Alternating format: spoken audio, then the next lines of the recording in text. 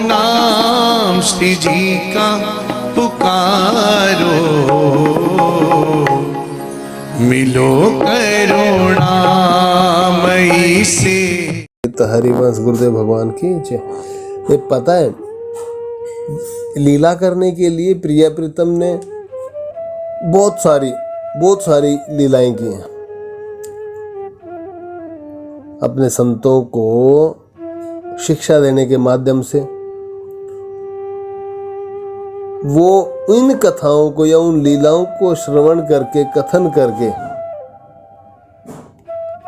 इस मार्ग पे चल सकें, जिनसे उनको बल भी मिलता है, उनको एक साहस मिलता है। साहस किस लिए मिलता है? देखो क्या प्रिया प्रीतम का वैभव इस संसार, पूरे संसार को मिला है ना, तब कहीं जा कर के कम पड़ जाएगा। ये संसार उनमें है, वो संसार में थोड़ी है। संसार उनसे बना है, संसार से वो थोड़ी बने। लेकिन फिर भी देखो, जीवों के कल्याण के लिए ना उन्होंने खुद कष्ट सहे हैं। प्रिया प्रीतम एक होके दो हुए, और दो होकर के उसी परब्रह्म ने कितने कष्ट सहे हैं। सोचो, प्रिया प्रीतम ने 100 वर्ष का त्याग है, जो गोलोक में ने क्षण भर में भी एक पलक झपकते इतनी दूर दोनों से नहीं होते। लेकिन यहाँ ऐसी लीला हुई, श्री दामा का श्राप हुआ और प्रिया प्रीतम में 100 वर्ष का त्याग लिख दिया। लेकिन भगवान ने क्या कहा? देखो कि मैं अपने भक्त का मान नहीं घटने दूंगा, वो तो अब सहना ही पड़ेगा। प्रिया जी से प्राण प्यारी है वो, लेकिन फिर भी कह दिया कि नहीं, हमारा मान बेशक घट जाए या टल जाए वचन, कोई फर्क नहीं पड़ता उससे, लेकिन मेरे भक्तों का मान और उनका वचन कभी कटना नहीं चाहिए। ना मान घटना चाहिए, ना वचन कटना चाहिए। तो देखो, भक्तों का मान बढ़ाने के लिए अपने आप को कष्ट सहना पड़ा बहुत, हर अवतार में। राम जी के अवतार में देख लो, प्रिया प्रीतम के अवतार में देख लो, अन्य किसी अवतार में, महात्मा बुद्ध जी के अवतार में देख लो, परशुराम जी के अवतार में देख लो, कपिल मुनि भगवान के अवतार में देख लो, नारद मुनि जी के अवतार में देख लो, सनत कुमारों के अवतार में देख लो, भगवान शिव शंकर को देख लो। किसी भी अवतार में आप एक बार देख लो, हनुमान जी कितने बड़े भक्त राज कह गए, है नहीं?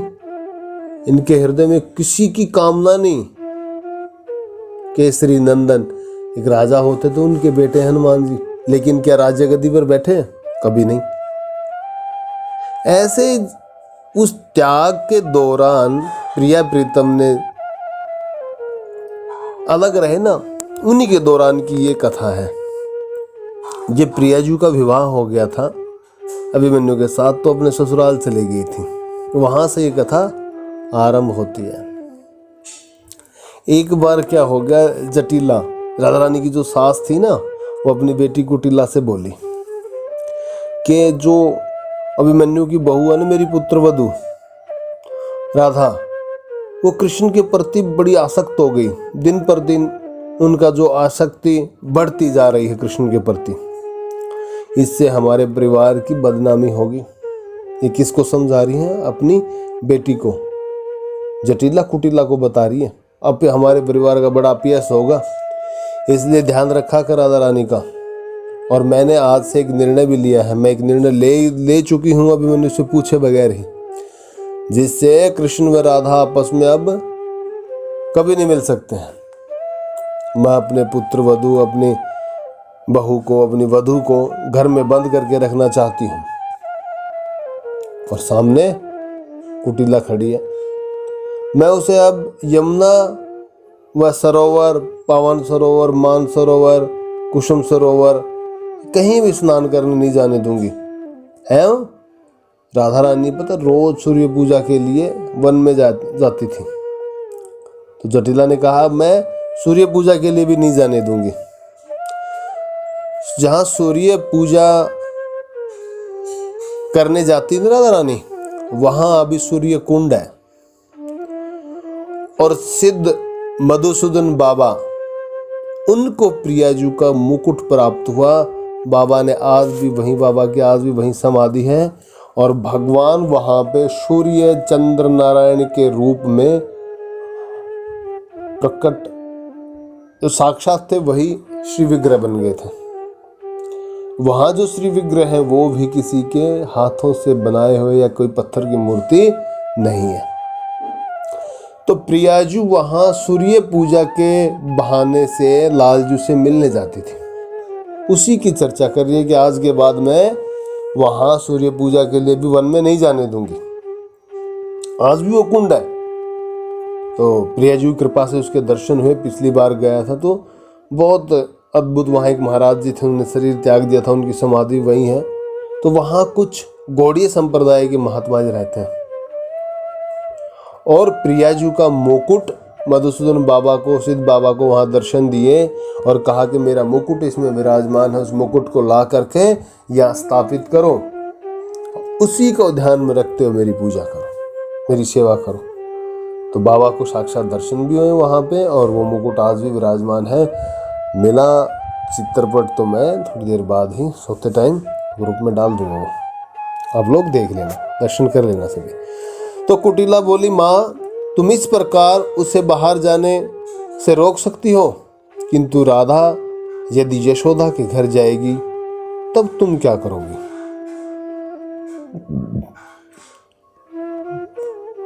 दुर्वासा मुनि द्वारा आशीर्वाद पाने के कारण ब्रजेश्वरी जब उसे कृष्ण के लिए भोजन बनाने के लिए बुलाएगी तब तुम किस प्रकार रोक पाओगे उनको? राधा रानी हर रोज जाती, देख लो, कन्हैया के लिए प्रसाद बनाने के लिए ये यशोदा मैया के घर। प्रतिदिन यशोदा राधा को अपने घर ले जाने के लिए कुंदलता को भेजती है। उस समय तुम क्या उसे रोक पाओगी? क्या तुम ऐसा कर पाओगी? जटिला उत्तर दी, तुम जाकर यशोदा को बोल दो कि हमारी राधा अब कृष्ण के लिए भोजन बनाने नहीं आ सकती। उनकी बेटी जो कुटिला थी, उन्होंने आंखें खोल के, बिल्कुल मोटी मोटी आंखें दी, ऐसी फाड़ के देख रही कि क्या बोल रही है मैया। अरे मैया तू तो बोल रही है कि जाके बोल के आ जा, पर ये बता मैं किन शब्दों से जाके यशोदा मैया को ये बोलूं? तो जब उनकी जटिला कुटिला की मैया से कुटिला से कह रही है, उनसे बोल दो यदि वे राधा के हाथ का बनाया हुआ भोजन कृष्ण को खिलाना चाहती हैं तो वही भोजन हमारे घर में ही राधा बनाएगी, वहां जाके नहीं बनाएगी। मेरी पुत्रवधू मेरे घर में ही काम करेगी। भोजन बनवाना है तो यहीं बनवाओ, नहीं तो नहीं। घनिष्ठा आकार उस भोजन को यशोदा के घर लेकर जा सकती है। हमारे राधा का अब दूसरे के घर में जाकर भोजन बनाना संभव नहीं है। हमारे कुल की बदनामी है, हमारी पुत्रवधू की बदनामी है, हमारी पुत्रवधू का यश कम होता है इससे, इसलिए मैं नहीं जाने दूंगी। कुटिला मतलब जटिला और कुटिला आपस में बातें कर रही हैं। और जटिला जो इनकी राधा रानी की जो सास हैं वो यही कह रही हैं कि अब मैं नहीं जा, बहाने ढूंढ रही हैं अलग अलग के, यश कम होगा, बदनामी होगी, लेकिन डर मन में क्या चल रहा है कि राधा और कृष्ण का मिलन हो ही ना। जो कुटिला थी वो अपनी माँ की इन बातों को सुनकर बोली कि ब्रजेश्वरी यशोदा यदि हमसे कहे दुर्वासा मुनि के आशीर्वाद से मेरा कृष्ण कितने भयानक दैत्यों के आक्रमण से बच गया, इसका एकमात्र कारण यह है कि राधा के हाथ से बना हुआ भोजन करना है। मतलब राधा रानी जो भोजन खिलाते हैं उनसे कृष्ण के कन्हैया में है इतना बल, इतनी शक्ति आ जाती है कि इतने दैत्यों के आक्रमण से बच गया। उनसे युद्ध भी करना पड़ा, बाल्यावस्था में पूतना या और अकासुर बकासुर कितने राक्षस मार दिए। ये कहाँ से कैसे हुआ? ये इसीलिए हुआ कि राधा रानी जो उनको प्रसाद बना बना के, भोजन बना बना के खिला रही हैं, उन्हीं से उनको बल मिलता है। कृपा करके मेरे बेटे को इस भोजन से वंचित मत करो। मैं क्या बोलूँगी? अगर ये बात बोल दिया यशोदा मैया ने तो माता ये बता दे, मैं यशोदा मैया को क्या कुछ बोल पाऊंगी या क्या बोलूं? मेरे को ये तो बताओ। अच्छा, जटिला बोली, तुम उसे कहना यदि दुर्वासा मुनि ध्यान में देख सकें कि मेरी पुत्रवधू जिसको स्पर्श करेगी वह दीर्घायु हो जाएगा तो क्या तुम हमारे पुत्र वधू को ले जाकर अपने पुत्र का स्पर्श कराओगी? अभी राधा रानी की सास कह रही है, क्या दुर्वासा मुनि दिव्य दृष्टि से देखे और ये कह दे कि अगर राधा जिसको स्पर्श कर लेगी वो दीर्घायु लंबी आयु हो जाएगी उसकी, तो क्या मेरी बहू घर घर जा करके जिसकी आयु बढ़ानी है, जिसका अपयश बढ़ाना है, मेरी पुत्र वधू उसको स्पर्श करती फिरेगी? ऐसा कदापि नहीं होगा। और यशोदा क्या अपने घर ले जाकर अपने पुत्र का मेरी पुत्र वधू से स्पर्श कराएगी क्या? नहीं, कभी नहीं हो सकता ऐसा। उनसे कहना अभी बस एक ही बात है कि पारिवारिक नियमानुसार एक गृहिणी अन्य किसी के घर जाकर भोजन नहीं बना सकती। ये नियम के विरुद्ध कार्य है। इसको लेकर हमारे पुत्र वधू के संबंध में चारों तरफ जो कलंक है उसे मैं और अधिक नहीं सह सकती। लोग तरह तरह की बातें कर रहे हैं हमारी राधा के बारे में। मेरे कान सुन सुनकर इन बातों को पक चुके हैं। मेरा निकलना मुश्किल हो गया है गलियों से। नजरें नीची करके अपने घर में घुसना पड़ता है मुझे। तुमको जैसे श्री कृष्ण से स्नेह ममता है, मुझको भी वैसे ही राधा के प्रति स्नेह और ममता है। क्या तुमको राधा के प्रति स्नेह नहीं है? अभी कौन कह रही है? दोनों माँ बेटियां बात करिए आपस में ही। ये सब सुनने के बाद भी यशोदा राधा को कृष्ण के लिए भोजन बनाने का आग्रह करती है, तो उनसे बोलना कि वे घनिष्ठा को यहाँ भेज सकती हैं। राधा से मोदक मिष्ठान लड्डू बनवा कर भिजवा सकती हैं। इसके लिए घनिष्ठा को प्रतिदिन यहाँ आकर ले जाना पड़ेगा। जो राधा यहाँ व्यंजन बनाएगी उनको। यशोदा यदि इससे नाराज होती है तो हम लोग उनका राज्य छोड़कर कृष्ण के हाथ से राधा की रक्षा के लिए दूसरे राज्य में चले जाएंगे। देख लो, इतने बड़े त्याग पे उतराई हैं कि मिलने नहीं दूंगी। चाहे राज्य अगर छोड़ना पड़ता है तो बेशक छोड़ दें, कोई इसमें हमारे को एक रत्ती भर संशय नहीं, हम चले जाएंगे यहाँ से। लेकिन मैं यशोदा के घर अब मेरी पुत्र वधू को नहीं जाने दूंगी। इस प्रकार ये पक्का निर्णय होने के बाद कुटिला नंदगांव जाकर यशोदा से जटिला के जो बातें हुई थी दोनों के बीच में और जो बताने को बोला था सब कुछ बता दिया और कह दिया कि आज के बाद राधा रानी का घर से बाहर जाना बंद हो गया है। इस प्रकार राधा और कृष्ण दोनों जो मिलन होता था मिलते थे, अब मिलता नहीं। जो लीलाएं होती थी, प्रेम का आदान प्रदान होता था, दोनों को अन्न जल से तृप्ति नहीं होती थी, बस एक दूसरे के दर्शन होते थे, उनसे प्रिय प्रीतम की पूर्ति होती थी। और कोई खाने या पीने के माध्यम से उनको कोई बल नहीं मिलता था, लेकिन जो सुख प्रिया प्रीतम एक दूसरे को देख करके प्राप्त करते थे, उनसे मानो कि उनका जीवन नहीं चल रहा हो। उनकी सांसें ही, प्रिया प्रीतम की सांसें मानो एक दूसरे के दर्शन करने से ही चल रही हो। तब तो मिलने में असमर्थ हो गए थे। कृष्ण के दर्शन से वंचित होकर राधा रानी भेरा में ना बुखार आ गया, जिस समय जवर कहते थे, आक्रांत हो गई। पता नहीं इसका क्या अर्थ होगा, मतलब बिस्तर पकड़ ली, ऐसा हो गया, या गिर गई हो गया, मूर्छित अवस्था में हो गई। उनकी सखियां, ओहो बहुत ज्यादा बुखार हो गया था। उनकी सखियां उनको शीतल कमल के पत्ते के ऊपर सुलाने की व्यवस्था की, किंतु उनके सोते हुए भी पदम पत्तर सूख जाते, इतना तेज बुखार था। जो विरगी जो अग्नि थी ना उसमें, और साथ में ही बुखार था। बुखार कम था लेकिन विरगी जो अग्नि थी उसकी तपत ज्यादा थी, और क्षण भर में ही जिस पुष्प के पत्ते पे सुलाते थे वो सूख जाता था। सखियां श्री राधा रानी के शरीर में चंदन व कर्पूर का लेप की थी, किंतु शरीर के तीव्र ताप से वह शीघ्र ही सूख गया था। श्री राधा रानी बेहोश होकर निश्चेष्ट अवस्था में सैया पलंग पर सोई रही, बुलाने पर भी उनको होश नहीं होता था। प्रेम की अद्भुत अवस्था ये थी। नंद भवन में कृष्ण और रोहिणी माता के द्वारा बनाया गया भोजन खाकर वन में गोचारण करने जाते थे कन्हैया, किंतु राधा विरह के कारण उनके चित्त में कोई संतोष नहीं था। दोनों तरफ एक जैसा माहौल था। यशोदा जब देखी कि राधा रानी के हाथ से बना हुआ भोजन नहीं होने से कृष्ण को पूर्ण तृप्ति के साथ भोजन नहीं कर रहे हैं, तब घनिष्ठा को राधा रानी के हाथ का बना हुआ लड्डू लाने के लिए यावट गांव भेजी। घनिष्ठा जब राधा रानी के घर पहुंची तो वह राधा को कृष्ण विरह के कारण बेहोश अवस्था में सोए हुए पाई। घनिष्ठा ललिता से बोली, हे राधिके, हे राधिके, हे राधिके, अपने नेत्र तो खोलो। लेकिन राधा बिल्कुल भी अचेत अवस्था में पड़ी हुई थी। वो उनके वाक्यों का कोई जवाब नहीं दे पा रही थी। उनके शब्दों का कोई अर्थ या कोई संकेत नहीं मिल रहा था घनिष्ठा को, या गर्दन हिलाए या नेत्र खोले प्रियाजू, ऐसा कुछ नहीं हो रहा था।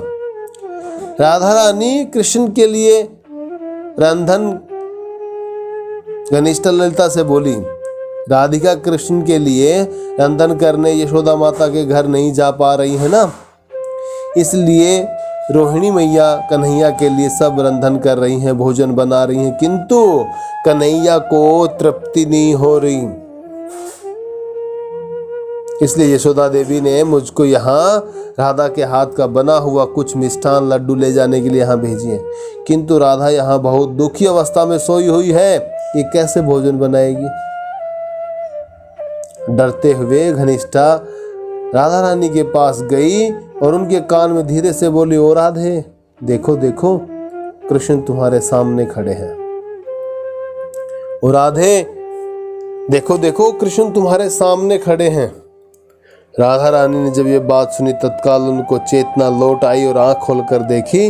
घनिष्ठा तब उनसे बोली, राधे, आज तुम कृष्ण के लिए रंधन करने नहीं गई। इसलिए श्री कृष्ण रोहिणी माता के द्वारा बनाए गए भोजन को किए, लेकिन उनको कोई तृप्ति नहीं हुई। ब्रजेश्वरी श्री यशोदा जी ने मुझको इसलिए यहाँ भेजी है कि मैं आपको बताऊं, जिससे आप कृष्ण के लिए कुछ लड्डू तैयार या मिष्ठान या कुछ व्यंजन तैयार करें। मैं उसे उनके पास ले जाऊंगी और कन्हैया को उनके रात्रि में और दूसरे दिन सवेरे खाएंगे। इसके बाद वन में गाय चराने जाएंगे। राधा ने जब घनिष्ठा की बात सुनी तत्काल पलंग से उठकर बैठ गई और कन्हैया के लिए अनेक प्रकार के बिल्कुल सुस्वादु मिष्ठान पीठा लड्डू तैयार करने लगी। श्री राधा रानी एक व्यंजन बनाए तो भाव रखकर ये बनाए कि मैं अपने प्रीतम को अपने हाथों से पवाऊं और जितना स्वादिष्ट हो उतना कम हो, जितना स्वादिष्ट हो। प्रिया जो बनाए उनका तो वो अनंत, मतलब कोई बना ही नहीं सकता जिस ब्रह्मांड में कोई भी। लेकिन प्रिया जी कह रही है कि नहीं, कोई कमी रह गई होगी, इसलिए और अच्छी तरह बना रही हैं कि नहीं कहीं कन्हैया को ये पसंद तो नहीं आएगा, नहीं ऐसे स्वाद कम आएगा, इसलिए और बस बार बार मन में वही धारणा, कन्हैया का चिंतन करते वही बना रही हैं कि ज़्यादा स्वाद होगा ना, 2 दिन हो गए प्रसाद पाया नहीं, उनकी तृप्ति नहीं हो रही तो कैसा होगा। तो इसलिए प्रियाजू बड़े चाव से उनका चिंतन करते हुए लड्डू या पीठा जो व्यंजन मीठा बना रहे थे उनको बना रही थी। इसलिए गुरुदेव भगवान एक बार कथा में बता रहे थे कि आप अगर प्रियाजू के लिए भोजन या प्रसाद बना रहे हैं ना, तो नाम के साथ साथ नाम लेते लेते बनाओ तो बड़ा स्वाद बनता है। श्री राधा श्री राधा श्री राधा, प्रियाजू का चिंतन करते हुए बनाओ बोला तो बड़ा अच्छा रहा। देखो आज वही प्रियाजू भी वही कर रही हैं। श्री राधा रानी घनिष्ठा से बोली, कृष्ण के विरह में तथा उनके दर्शन या सेवा से वंचित होने से अत्यंत कष्ट पा रही हूं मैं। कैसे निवारण होगा इन कष्टों का पता नहीं। घनिष्ठा उत्तर दी, श्री राधे, जैसे तुम कृष्ण दर्शन से असमर्थ होकर उनके विरह में कातर हो रही हो, जल रही हो, कष्ट पा रही हो, वैसे ही तुम्हारे दर्शन व तुम्हारे द्वारा बनाए हुए भोजन से वंचित होकर कृष्ण भी मानसिक कष्ट भोग रहे हैं, लेकिन किसी को बोल नहीं रहे। पता तब चल रहा है कि भोजन कम कर रहे हैं, पान मिष्ठान का, दूध का, दही का ना के बराबर कर रहे हैं, लेकिन बोल किसी से नहीं रहे। लेकिन चेहरे से साफ साफ पता चलता है मैया यशोदा उनके कष्ट को सहन नहीं कर पा रही वहां पे, और आपसे मिलन नहीं हो रहा, इसको कन्हैया सहन नहीं कर पा रहे। राधा कन्हैया के लिए तैयार किए गए समस्त खाद्य पदार्थ घनिष्ठा के हाथ में दे दी कि ले जाओ और ये हमारे प्रीतम प्यारे को जल्दी से जल्दी पवाओ। चलने से पहले घनिष्ठा श्री राधारानी कान में धीरे से बोले, राधा इस प्रकार स्वांग प्रदर्शन करो कि जिसमें कोई स्पर्श तुमको डस लिया है। देखो हर जीव, कल भी हम चर्चा कर रहे थे, प्रिया प्रीतम को सुख पहुंचाने के लिए उनका कष्ट कोई देख ही नहीं सकता।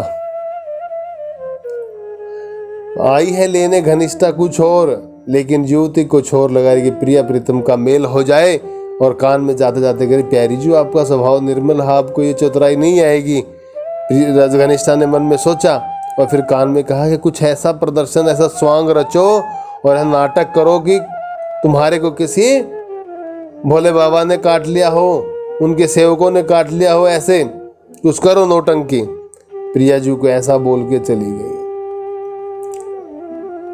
हम जटिला कुटिला व अभिमन्यु, इसको शर्प दर्शन की बात बताओ। मैं कृष्ण को एक महिला सांप झाड़ने वाली के छटावेश में लेकर आऊंगी। वह नांदी मुखी की छोटी बहन के रूप में अपना परिचय देगी। वे जब यहाँ आएंगे तब तुम दोनों आपस में मिल पाओगे। इसके बाद घनिष्ठा नंदग्राम के लिए प्रस्थान कर गई। वहां जाकर वह कृष्ण के आनंद के देखो क्या बोला, वहां जाकर वह श्री कृष्ण कन्हैया के आनंद विधान के लिए समस्त पदार्थ यशोदा देवी को दे दी। कन्हैया के आनंद के लिए। देखो यहाँ खुद का कोई सुख नहीं देख रहा, कोई ब्रजवासी किसी के हृदय में लीला जरूर हो रही थी, है नहीं। हम जैसे अधमों के लिए हैं ये शिक्षा के माध्यम से, लेकिन एक भी कथा में कहीं ये सुना हो कि कोई भी ब्रजवासी ने अपने सुख की कामना की हो। नहीं, प्रिया प्रीतम के सुख की कामना की है हर जगह, हर कथा में, हर समय। उसी दिन संध्या को विशाखा दौड़ते हुए जटिला के पास आई, बहुत दुखी अवस्था में रोते हुए। हाय क्या हो गया प्यारी जी को, पता नहीं कौन घड़ी में ऐसी ये घटना घटी। जटिला के पैर पकड़ ली। जटिला पूछी, बेटी क्या हो गया, मुझको बताओ, रोना बंद करो, रोओगी तो बता कैसे पाओगी।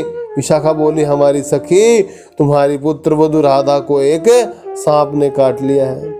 जटिला पूछी, कहाँ, कैसे राधा को सांप ने काटा, हाय ये क्या हो गया। विशाखा बोली, जामतला में एक सांप अपने सिर पर मणि लेकर फन उठाए बैठा था। अंधेरा होने से ही राधा सांप को देख नहीं पाई, किंतु चमकता हुआ मणि दिखाई दे रहा था। वह समझी कि वहां कोई अलंकार गिरा हुआ है। वह उस मणि को उठाने के लिए गई और उन्होंने सांप ने उनको काट लिया, सांप ने उन्हें दर्शन कर लिया।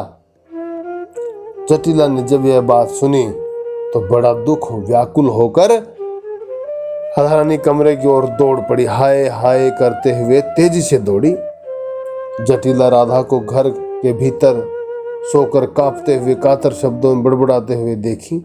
जटिला कुटिला को अभिमन्यु के पास भेजी और वह किसी ओझा को बुला कर लावे। जटिला राधा से बोली, हे बेटी, हे मेरी बेटी, तुम कैसे होश में आओगी। और सच में ही दुख अनुभव कर रही थी। राधा रानी के ऐसा स्वरूप देखकर उस रूप में कभी पहले देखा नहीं था, लेकिन आज राधा जी को इस प्यारी जी को इस अवस्था में देख करके जटिला को बहुत कष्ट हो रहा था।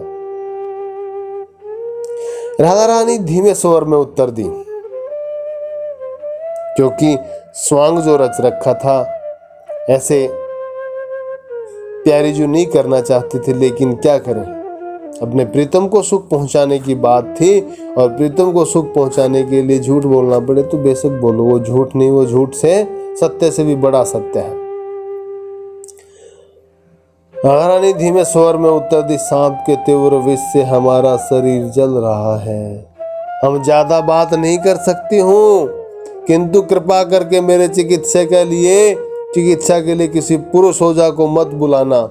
मैं विवाहिता हूँ, इसलिए मेरे पति के अलावा कोई पुरुष मेरा स्पर्श नहीं कर सकता। देखो प्रिया जी क्या कह रहे, पहले बात हो रखी है ना कि मैं नांदीमुखी की बहन, छोटी बहन को लेके आऊंगी, इस रूप में आएंगी, इसलिए कह रहे हैं कि नहीं, किसी पुरुष को नहीं लाना, मैं विवाहिता हूँ, पतिव्रता हूँ, यदि कोई पुरुष मेरा स्पर्श करेगा तो मैं मर जाऊंगी।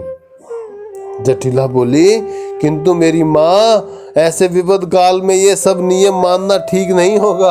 वैसे तो रोज रोकती थी कि वो कन्हैया, वो नंद का लाला, वो ये यशोदा का बेटा प्रिया जी से मिलता है तो हमारी बहू की बदनामी होती है। और अब कह रही है मेरी माँ, ऐसी अवस्था में ये नियम विपद काल में नहीं मानना चाहिए। देख लो, समय पे जो बदल जाए, ये कहाँ शास्त्र का नियम है। शास्त्र कहता है चिकित्सा के लिए आवश्यकता पड़ने पर औषधि के रूप में कुछ भी स्वीकार किया जा सकता है। शास्त्र में यदि इस प्रकार का उपदेश है तो तुम स्वस्थ होने के लिए पुरुष के स्पर्श के भय से इतना चिंतित क्यों हो रही हो। ये कौन कह रहा है? उनकी सास जटिला कह रही है कि शास्त्र में लिखा तो चिंता ना कर बेटी, ऐसा कुछ नहीं होगा। लेकिन ये प्रिया जी, ये जो जटिला थी, ये गलत कह रही थी, पतिव्रता का ये धर्म नहीं है। तो जटिला के घर में शोरगुल सुनकर पड़ोस की एक स्त्री जटिला के घर में आई। वह जटिला व राधा से बोली, तुम लोग इतनी चिंता क्यों कर रही हो? कृष्ण को क्यों नहीं बुला रही हो? वह तो भयंकर विषधर सर्प कालिय का दमन किया है, वह सभी प्रकार का मंत्र तंत्र जानता है। यदि कृष्ण को ले आओगी तो तुम्हारी पुत्र वधू तुरंत स्वस्थ हो जाएगी। जैसे ही देखो, अब नाटक दूसरा होगा यहाँ पे। श्री राधा रानी ने जैसे ही ये बात सुनी, बहुत क्रोधित होने का स्वांग की और बोली, उसी व्यक्ति को लेकर मुझे बदनाम किया जा रहा है, मेरे चरित्र पर कलंक लगाया जा रहा है। यदि मैं उनका दर्शन करूंगी तो सर्प दर्शन से ज्यादा मेरे मन में ज्वाला अनुभव होगा। प्रिया जी कह रही हैं, ऐसे नाटक कर रही हैं, स्वांग कर रही हैं कि एक तो उसके नाम से मेरा नाम जोड़ करके मेरी बदनामी हो रही है, उसी को आप लोग मेरा उपचार करने के लिए उसको यहाँ बुला रहे हो। जितना विष से मैं तंग नहीं पाऊंगी, उससे ज़्यादा तो उसके दर्शन करने से जो ज्वाला होगी, जो जलन होगी, वो ज़्यादा होगी उसके दर्शन। इसलिए उनसे मुझे स्पर्श कराने की बात अब क्यों की जा रही है? यदि वे हमारे घर प्रवेश करेंगे तो मैं निश्चय ही मर जाऊंगी। और राधा रानी ने अपना मुंह दूसरी तरफ कर लिया ताकि जटिला को लगे कि हमारी प्रिया, हमारी राधा रानी उस कन्हैया से मेल जोल नहीं रखती, विरोध करती उनका। जो उनको यहाँ बुलाने का सलाह दे रही थी उसे मैं अपना प्राण हंता शत्रु मानती। ले, वो कह दी, जो बुलाने के लिए जो पड़ोसन आई थी उसको अपने प्राणों का शत्रु मानती राधा रानी, ऐसी बात बोल रही है। तब जटिला, ललिता व अन्य सखियों से बोली, तुम लोग राधा के पास रहो, मैं पौर्णमासी के पास जा रही हूँ। वे सर्वज्ञ है, सब कुछ जानती है, मैं उनसे पूछूंगी कैसे इस अवस्था का समाधान हो पाएगा। ये पौर्णमासी बुआ ना साक्षात कौन आपको पता ही है। जटिला पौर्णमासी से मिलने चली गई। उसी समय गर्ग मुनि की बेटी नांदीमुखी पौर्णमासी से मिलने आई थी। ये पौर्णमासी जी साक्षात माया है। जटिला उनसे जिज्ञासा की, तुम अपने पिता से सब प्रकार का शास्त्र सीखी हो, क्या तुम जानती हो कि किस की राधा के देह में कैसे विष निकाल कर उससे उनको स्वस्थ किया जा सकता है? नांदीमुखी उत्तर दी, नहीं, मैं तो नहीं जानती हूँ, किंतु मेरी छोटी बहन विद्यावली सर्वदसन से स्वस्थ करने का मंत्र सीखी है। उसका ससुराल कोसी में है। कोसी बरसाना से नंदगांव से कुछ दूर है, यावट गांव से तो और ज्यादा दूर हो जाता है, किंतु वह वर्तमान में मथुरा मेरे पिता के घर आई है। कल सौभाग्य से मुझे मिलने के लिए आई है, कल से। इस प्रकार इस समय वह हमारे घर पर ही है। नांदी मुखी जी ने भी साथ दे दिया। नांदी मुखी उत्तर दी। जटिला नांदी मुखी का उत्तर सुनकर ये बात बोली। तब वह नांदी मुखी को प्रणाम करके के एक बार हमारा उनसे मिलन कराओ, हमारी जो दुविधा है मुनि को सुनाएंगे, क्या वो उसका इलाज कर पाएंगी, यानी उनसे पूछ लूं एक बार। तब नांदी मुखी को प्रणाम करके वह अनुय विनय करके बोली, मैं आपको प्रणाम कर रही हूँ, तुम अपनी बहन विद्यावली को साथ लेकर अभी यावट गांव हमारे घर आओ। क्या वह आने के लिए राजी नहीं होगी? मैं तुम्हारे साथ तुम्हारे घर चलती हूँ, उसको अभी साथ लेकर आती हूँ। जटिला के पहुंचने से पहले घनिष्ठा अपने योजना के अनुसार सारी व्यवस्था संपन्न कर चुकी थी। योजना कृष्ण नांदी मुखी की बहन विद्यावली की छठा वेश में नांदी मुखी घर प्रतीक्षा कर रहे थे, बन गए थे पहले। उनका श्रृंगार ऐसे कर दिया था, काजल डाल करके और माथे पे टीका बिंदी लगा करके पत्रावली करके, और स्वरूप तो सुंदरता में तो सब बस बड़ी बड़ी देवियां जो माताएं हैं वो हमारे लालजू के आगे राधे राधे हो जा रहे हैं। तो ऐसा तो कोई संकोच था ही नहीं कि सुंदरता में कोई कमी हो, बस श्रृंगार करना था। श्रृंगार करने के बाद भगवान शिव शंकर को मोह लिया। ऐसे हमारे प्राण प्यारे में वो सारे गुण विराजमान हैं। विद्यावली सर्पदर्शन से स्वस्थ करने की विद्या जानती थी, इसलिए जटिला व कुटिला को साथ लेकर नांदी मुखी विद्यावली को ले जाने के लिए जल्दी से अपने घर लौट आई। ये घर में प्रवेश करते ही विद्यावली को पुकारी और उसको सब कुछ बता दी। इसके बाद बोली, इन लोगों के साथ अभी तुम इनके घर जाओ, श्री राधा को सर्पदर्शन से स्वस्थ कर दो, उनको किसी सांप ने काट लिया है। हमारी प्रिया जो बहुत ही सरल स्वभाव की हैं, बहुत निर्मल स्वभाव की, बहुत सुंदर हैं और इनकी पुत्र वधू हैं, इसलिए उनको कृपा करके बचा लीजिए। उनका सर्प जो दर्शन है किया हुआ शरीर उसे स्वस्थ कर दो। जटिला व कुटिला की तरफ शर्माते हुए देखकर हमारे ससुर के परिवार अत्यंत संभ्रांत हैं। मैं इस समय पर परिवार की पुत्र वधू हूँ, कैसे मैं जहाँ तहाँ किसी दूसरे के घर पर जा सकती हूँ? इससे मेरा परिवार बदनाम हो जाएगा। कौन कह रही? विद्यावली, कन्हैया कह रही ये बातें कि जटिला व कुटिला की तरफ शर्माते हुए देखकर बोली कि हमारे ससुर के परिवार के अत्यंत संभ्रांत हैं। मैं इस समय इस परिवार की पुत्र वधू हूँ, मैं कैसे किसी दूसरे घर में जा सकती हूँ? मेरे परिवार का, मेरे पति का मैं अभ्यास कम होगा, वो बदनाम हो जाएंगे। जटिला विद्यावली से बहुत विनय करके उनसे बोली, आपको इस समय यावट में चलना बहुत जरूरी है। विद्यावली ने कहा, तुम हमारे ब्राह्मण परिवार की रीति रिवाज नहीं जानती हो। तुम्हारे गो परिवार की स्त्रियां स्वतंत्र रूप से एक घर से दूसरे घर जा सकती हैं, किंतु ब्राह्मण परिवार की स्त्रियां बिना किसी को साथ लिए अकेले या बिना निमंत्रण के दूसरे के घर नहीं जा सकती। नांदी मुखी बोली, गोप वंश के लोग ब्राह्मण नहीं है, किंतु वे लोग विष्णु के महान भक्त हैं। काशी के लोग विष्णु भक्त नहीं है। विद्यावली ने कहा, कन्हैया के रूप में जो विद्यावली बैठी थी उन्होंने, काशी के लोग नहीं है। वास्तविकता यह है कि जब मैं कोसी में थी तो वहां मैंने सुना था कि नंद महाराज का एक अत्यंत दुष्ट स्वभाव का पुत्र है, उसका चरित्र अत्यंत बुरा है। अपने आप को कन्हैया कह रहे हैं कि उनका एक पुत्र है, उनका बहुत बुरा व्यवहार है। वह किसी सुंदर स्त्री को देखता है तो उससे अपनी ओर आकर्षित कर लेता है। आकर्षित कैसे कर लेता है? मोह वश, वशीकरण की कोई विद्या जानता है, ऐसा कोई मंत्र जानता है कि उसको अपने कब्जे में ले लेता है, अपने वश में कर लेता है। उसका चरित्र अत्यंत बुरा है। मैं उससे बहुत भयभीत हूं। इस क्षेत्र में घर से बाहर निकलने का मेरा साहस नहीं है। उस क्षण भर रुककर वह नांदी मुखी से बोले, इस समय मैं यहाँ आ गई हूँ, इसलिए तुम मुझसे जो कहोगी वह करूँगी। हमारे यावट जाने से यदि उस बच्ची के प्राण बच सकता है तो अवश्य मुझे जाना चाहिए।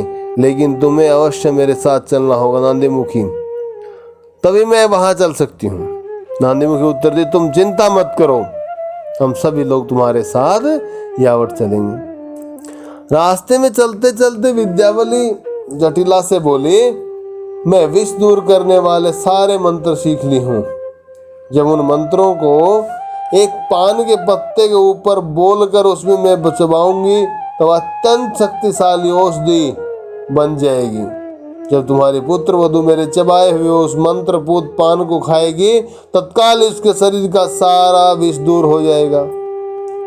लेकिन क्या तुम्हारी पुत्र वधु मेरे चबाए हुए पान को खाएगी? जटिला ने कहा, मेरी पुत्र वधु ब्राह्मणों का बहुत आदर करती है। वह एक ब्राह्मणी का उच्छिष्ट जूठन खाने के लिए कभी मना नहीं करेगी, बल्कि वह बहुत श्रद्धा भक्ति के साथ उसे खाएगी। अपने आप निर्णय ले रहे। सब लोग जटिला के घर पहुंच गए। तब जटिला व अभिमन्यु दोनों विद्यावली के चरण धोए और उस चरण धोवन को राधा के सिर पर छिड़के, कुछ जल उनके मुख में डाले। फिर जटिला राधा से बताई, मैं सांप का विष निकालने के लिए एक कुशल विशेषज्ञ लाई हूँ। वह है गर्ग मुनि की पुत्री, वह नांदी मुखी की छोटी बहन। वह तुमको अपने द्वारा चबाए हुए पान देंगी। तुम उसको बहुत श्रद्धा व भक्ति के साथ बिना संकोच के ग्रहण कर लेना, इसे तुम तत्काल निरोग हो जाओ। इसके बाद जटिला विद्यावली को राधा रानी के शयन कक्ष में लेकर गई। विद्यावली देखी कि राधा रानी अपना संपूर्ण शरीर वस्त्र से ढक रखी हैं। विद्यावली जटिला से राधा रानी के शरीर का वह वस्त्र हटाने के लिए बोली, जिससे उनके सारे अंगों के ऊपर मंत्र पढ़ा जा सके। फिर उसे जटिला ने कहा, मैं इनके अंगों का परीक्षा करना चाहती हूँ, देखना चाहती हूँ शरीर के किस भाग पर विष पहुंच चुका है। इसके बाद विद्यावली रूपी कृष्ण विविध मंत्रोच्चारण करना प्रारंभ कर देंगे। ऐसे विद्यावली बोल रही हैं। मंत्रोच्चारण के साथ साथ उनके चरण से लेकर मस्तक पर्यंत सर्वत्र स्पर्श करने लगे। फिर जटिला की ओर मुड़कर उन्होंने कहा, इस शक्तिशाली मंत्रों के उच्चारण करने और देह स्पर्श करने के बाद भी विष अभी तक नहीं निकला, यह तो बहुत आश्चर्यजनक बात है। जटिला विद्यावली से बोली, अब इसके लिए अपना चबाया हुआ पान इसको दे दीजिए। आपने मुझे बताया था कि वह सर्वश्रेष्ठ औषधि है, कृपा करके वही दीजिए।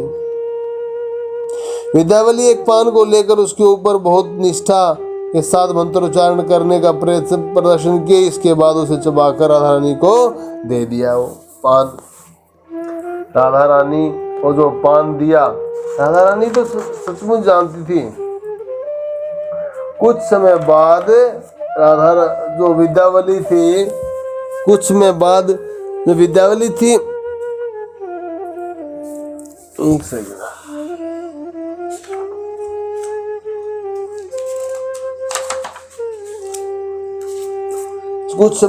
जो विद्यावली जटिला की ओर मुड़कर बोली, इसको चबाया हुआ पान देकर भी देख ली, इसके शरीर से अब भी विष नहीं निकला।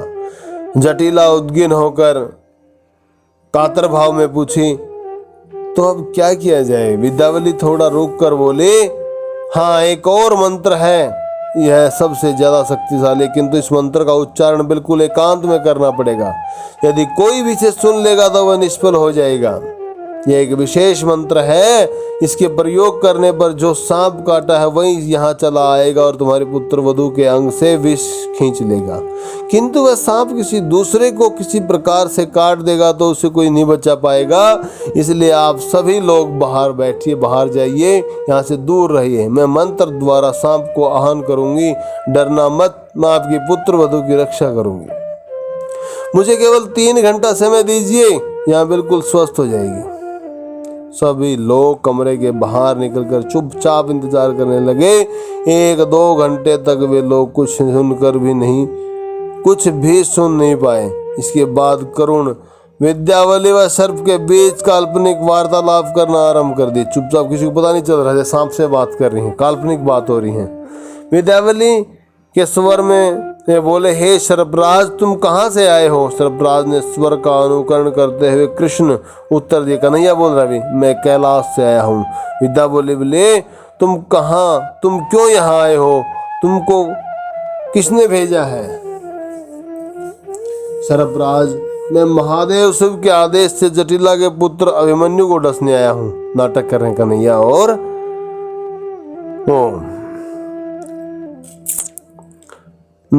विद्यावली जो रूप जो बन के आया। विद्यावली, अभिमन्यु ऐसा कौन सा अपराध किया है कि शिव जी ऐसी आज्ञा दी है? सर्पराज बोल रहा, अभिमन्यु कोई अपराध नहीं किया, किंतु उसकी माँ 2 अपराध किए हैं। विद्यावली, यदि उसकी माँ अपराध की है तो उसको डसने की बजाय तुमने निर्दोष राधा को क्यों डसा?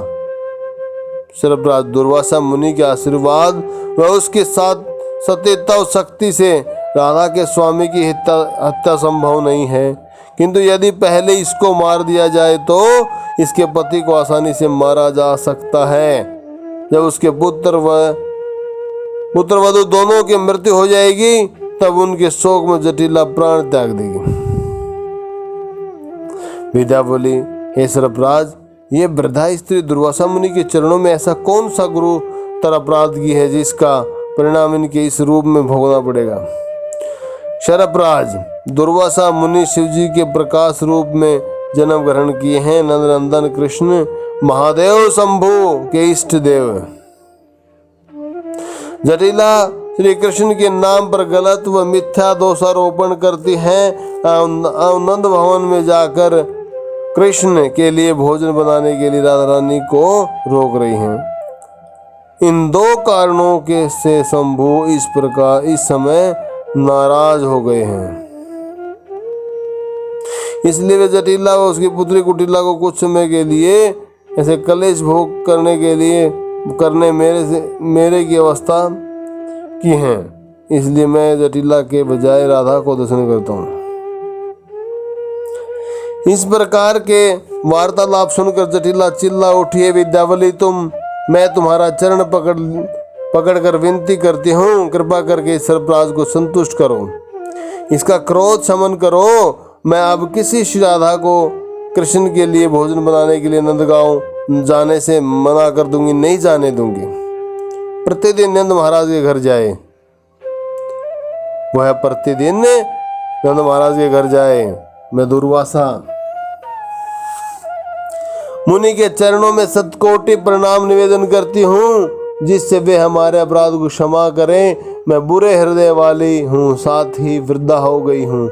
हम सभी मुझको पगली के रूप में जानते हैं। मेरी बेटी कुटिला भी बहुत बुरे विचार वाली, सर्वदा वह श्री राधा के चरित्र पर दोषारोपण करने की चेष्टा करती रहती है। इसलिए आज श्री राधा की अवस्था हुई है। कृपा कर हम दोनों के अपराध को क्षमा कीजिए। प्रियाजू कह रहे हैं। जब कुटिला अपनी माता को इस प्रकार अनुनय विनय करते हुए देखी तो वह भी प्रार्थना करने लगी, हे सर्पराज, कृपा करके मेरे भैया अभिमन्यु को मत डसना। अब मैं अपनी भाभी राधा को कोई कष्ट नहीं दूंगी। मैं उसे घर से बाहर जाने के लिए कभी भी नहीं रोकूंगी। वह अपनी इच्छा अनुसार जहां भी जाना चाहे जा सकती हैं।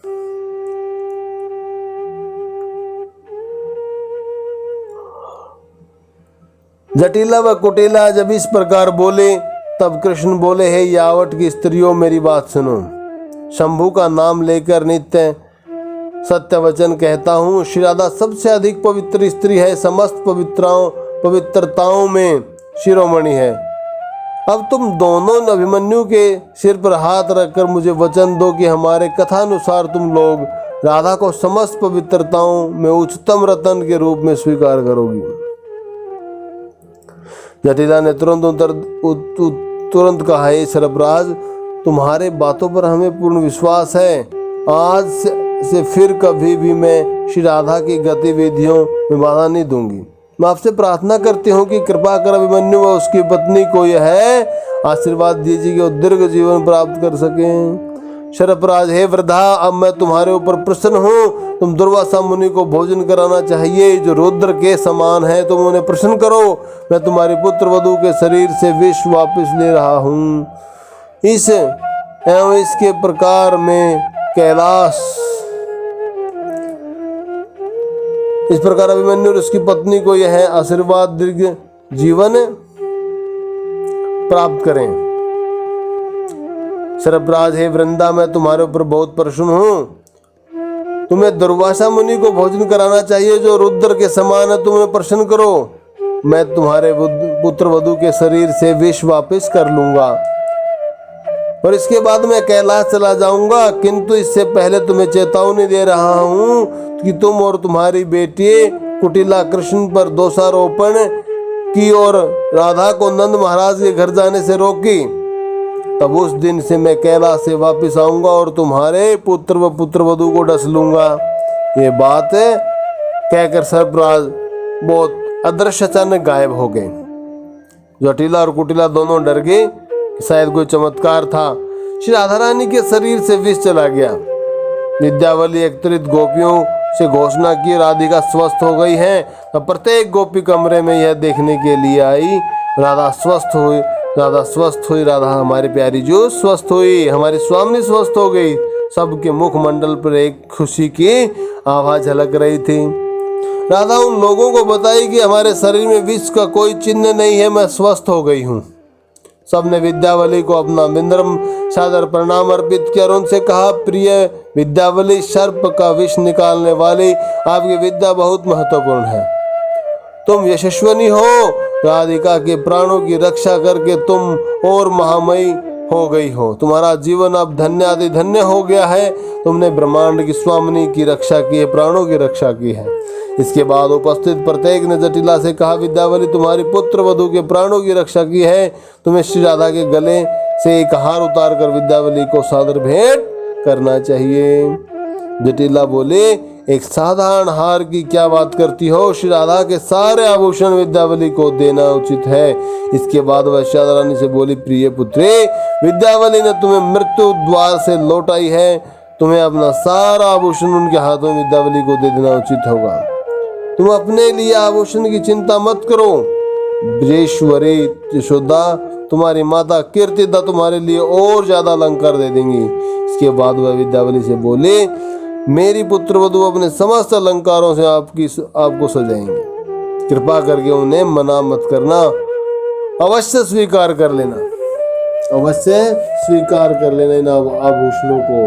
तुम्हारी पुत्र वधु के पास बहुत सारे ऐसे आभूषण रखे हुए हैं और कम भी पड़ जाएंगे तो वहाँ यशोदा मैया और कीर्ति मैया और एक नए आभूषण बनवा देंगे। राधा रानी प्रसन्नता पूर्वक अपने सभी अलंकारों को उतारी और विद्यावली रूपी श्री कृष्ण को सुसज्जित कर दिए, भेंट कर दिए, संवार दिया, उनका श्रृंगार कर दिया। श्री राधा रानी अपने सौभाग्य की बातें सोचने लगी। बहुत काल के बाद वो अपने साथ एकांत में श्री कृष्ण के मधुर संग का सौभाग्य प्राप्त कर रही थी। कन्हैया से बोली, हे कान्हा, मिलने में जो सर्वदा उपस्थित करती हैं उन्हीं जटिला व कुटिला के सामने प्रीतम को अपने हाथ से सजाने का अवसर मिला। बहुत बड़ी अच्छी बात हुई।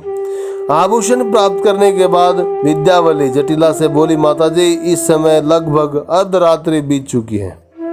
हम दोनों बहनें क्या इस समय अपने घर वापस जा सकती हैं? जटिला बोली, हे नांदी मुखी, हे विद्यावली, तुम दोनों एक उच्च वर्ग की कुलीन परिवार की बेटी हो। इस समय अर्धरात्रि में कैसे अपने घर वापस जाओगी? कृपा करके राधा के कमरे में सुखपूर्वक सो जाओ। आगामी आने वाली जो कल सुबह होगी तुम लोग अपने घर वापस चली जाना। नांदी मुखी बोली, हे माता, अवश्य हम तुम्हारी आज्ञा का पालन करेंगे। वैसे भी श्री राधा के शरीर से विष का प्रभाव पूरी तरह गया नहीं है, अतः एक रात्रि विद्यावली को आपके पुत्र वधु के साथ रहना बिल्कुल उचित होगा। ऐसे भक्त ना, ऐसे दासियां, ऐसे सहचरियां प्रिय प्रीतम का मेल करवा रहे हैं। तब जटिला व कुटिला दोनों बोली, हे नांदी मुखी, ऊपरी तल्ला वाले घर के पुष्प शैया पर तुम्हारी बहन विद्यावली हमारी श्राद्धा के साथ सो जाए। इस प्रकार जटिला के आदेश से कृष्ण ने सुंदर पुष्प शैया के ऊपर श्राद्धा रानी के साथ विराजमान हो गए। जय जय श्वेत हरे वंश। और राधा रानी का और लालजू महाराज का यहाँ फिर एक बार सखियों ने, सहचरियों ने मेल कराया, जिससे सभी सखियां, सहचरियां या ब्रजवासी सब बहुत प्रसन्न हुए जो इस लीला में शामिल थे। प्रिया प्रीतम को मिलाने का जो सुख वो प्राप्त करते थे वो वही आनंदित होकर उसका लाभ उठाते थे, अन्यथा दूसरा कोई सुख को समझ नहीं पाता था। जय जय श्री हरिवंश।